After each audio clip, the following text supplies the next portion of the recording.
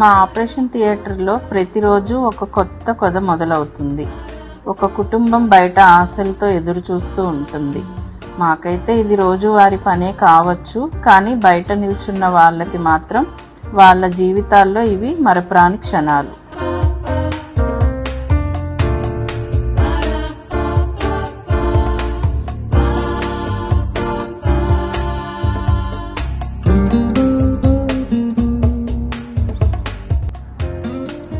ఆ మొదటి ఏడుపు వినిపించినప్పుడు అది కేవలం ఒక శబ్దం కాదు, అది ఒక జీవితం, బయట ఉన్న వాళ్ళ ఆశలు, ఒక విజయం.